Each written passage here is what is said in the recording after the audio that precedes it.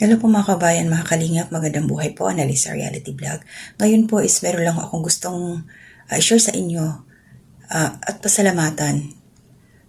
Kasi po, sa nangyaring aking mga upload, mayroon po akong nabasa, thank you po, yung sponsor po nila, Nana Imelda. Nag-comment po siya sa aking ginawang reaction. Pero bago ang lahat, salamat po and welcome to my new subscribers, mga silent viewers. Ayan po lahat na bagong pumasok sa aking comment section. Maraming salamat po sa inyo. Pinusuan ko po kayo lahat pag nabasa ko po. Ayan, ibig sabihin nun, okay, it's either negative or positive. In-acknowledge ko po ang inyong komento.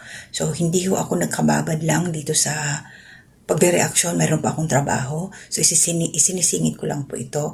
At ngayon, dahil nga sa tawag ng kalikasan, mayroon akong kunting minuto pa. Ito, gusto ko lang pasalamatan si ma'am or sir, hindi ko pa alam kung babae siya o lalaki, diyan sa kanyang account, at Sebastian Sydney at si ma'am Marieta Kumamo. Sila po yung nabanggit na dalawang pangalan ni Nana Imelda na sponsor daw po. So, i-attach ko na lang po yung kanilang komento sa aking screen. Hindi ko na lang babasahin, kayo na po yung magbasa. So, ang akin lang ho dito is, salamat ma'am, Sebastian Sydney, dahil po na-justify ninyo yung aking reaksyon na sabi kong may mali, at dito po na-prove ko na tama po ako. Kaya nagpapasalamat ho ako sa inyo. Bakit ko po nasabi?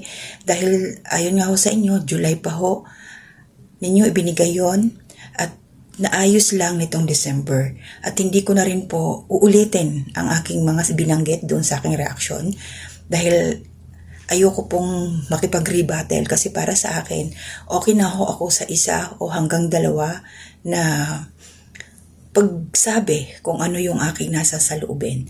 Opinion ko po yun, reaction ko po yun, ganun po ako mag-react. Yun po yung nakita ko sa video, narinig, napanood. So, kung paano ko siya i-address sa aking sarili, kung paano ko magbigay ng aking pangunawa, yun po ang aking ilalabas. Ibig sabihin po, nag-real talk lang po ako. So, kung yung justification na yun is doon sa pagpapahalaga. Kaya nagpapasalamat po ako sa iyo, ma'am. Dahil yung span po ng buwan, doon po ako mas naliwanagan, natutuo na tama ako sa aking mga sinabi. Patungkol po doon sa pagpapahalaga dahil nga may mali. So yun lang po, paninindigan ko po yung aking sinabi, ma'am. At nag-disclaimer naman po ako dyan na wala po itong personalan kay Nana Imelda, doon lang po tayo sa naging content. Sana po malinaw din ho sa inyong lahat. At nagpapasalamat po ako dyan sa comment section. Lahat po na nagkomento, lahat ng kanya-kanya ho tayo ng opinion. So, inirerespeto ko po yung opinion ninyo, yung reaction ninyo. At sana po, ganun din ho ang aking naging reaksyon ay maintindihan nyo rin po. Ganun po ako mag-react eh. Mabuti nga, hindi ako hindi ako katulad ng iba. Iba kasi, iba-iba tayo ng atake. So, ganun po ako magbigay. At ano naman yun para sa akin, lesson. Okay, may lesson yun. Mahalaga yun Ang akin lang naman kasi, ma'am, hindi ko po alam, pasensya na kung OFW kayo, or kung dyan kayo nakatira, residente kayo, immigrant kayo, dyan sa lugar, kung nasaan man kayo. So, alam naman ho natin na every centavo counts, pinaghirapan ho natin, pinagpawisan ho natin. At ako po, naniniwala na once ang isang bagay dumaan sa ating kamay na hindi pinaghirapan, ibig sabihin hindi galing sa pawis, hindi pinagpuyatan, baliwala lang yun Pero kung ikaw mismo ang nagkudkod, pinanggalingan, ikaw mismo ang nahirapan, napuyat, nagutom, para ma-earn ang sintabo na yon, pahahalagahan mo, hindi mo sasayangin. Nakita niyo po, di ba?